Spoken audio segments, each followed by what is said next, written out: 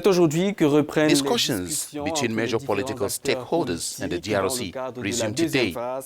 The dialogue considered as last chance negotiations, which started on the 8th of December under the supervision of the Catholic Church, was later suspended on Friday. Some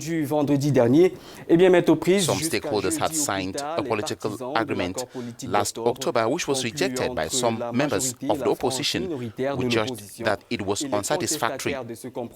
Réunis sous la bannière du rassemblement que dirige l'opposant historique Étienne Tshisekedi. Controversy surrounds the Bishops' Conference refusal of a live broadcast of the dialogue. However, the dialogue is aimed at choosing the date for the presidential election, which had to hold this year, but has been postponed. In the same light, the various political actors in the dialogue will also discuss on how the transition is supposed to be managed less than 1 week to the end of Joseph Kabila's mandate. As the dialogue continues in the DRC, more sanctions have been imposed on senior Congolese security and intelligence officials just a few days before President Kabila's term expires, to try to force the government to reach a compromise with the opposition leaders. The United States sanctioned on Monday Deputy Prime Minister and Interior Minister Evariste Boshab, describing him as a key player in Kabila's strategy to stay in power past the end of his term, while head of the country's intelligence service, Kalev Mutondo, pressured officials to ensure the DRC's electoral process favors President Kabila. And for the first time, the European Union imposed travel bans and travel and asset freezes on 7 security officials, which it says were responsible for acts of violence that killed at least 50 people during the anti-government protests in September. The government is yet to react to the sanctions. Joining us now to talk about the development is Professor Bob Kabamba. He is a professor of political science and a specialist of the Central Africa sub-region.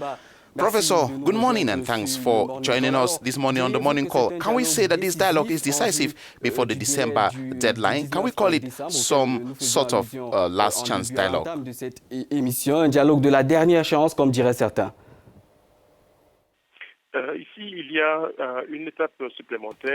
Yeah, there is an additional step which redefines roughly what had already been done in the previous negotiations and whose objective was to arrive at an inclusive national dialogue with all the stakeholders involved in the crisis emerging after December 19th. But as it has been said, these are just whether they are last-minute negotiations, I don't think so. It is a step that aims to get tension to be at the least levels possible. And in this Congolese context, it is important to note that it's not only the politicians who must reach a consensus, but also the people of Congo must be involved. Mais il y a aussi la population qui, à plusieurs reprises, on l'a déjà vu, a réagi de manière... As we have previously seen, the citizens have reacted without much thought, trying to respond to calls from political parties. So that's something that should also be taken into account. Du problème, même s'ils arrivaient à discuter et sortir de ces discussions d'un consensus que l'on peut qualifier de large. Voilà, cette question a été l'un des principaux points d'achoppement. Prof, can we say that the participants, can they reach a deal for Joseph Kabila to leave power? Qu'il ne tentera pas de briguer un troisième mandat. Oui, donc je ne pense pas que les acteurs vont arriver à définir... I do not think that the political actors will come to define this objective or get Kabila to say that he will not stand. I think that Kabila will maintain the same stance, which will be to say he will respect the Constitution. And when we talk about respect for the Constitution, that means for the majority camp that the president remains in office until the next president is elected. So because this assessment and interpretation has been validated by the Congolese Constitutional Court, Mr. Kabila will stay in power until when there will be an elected president.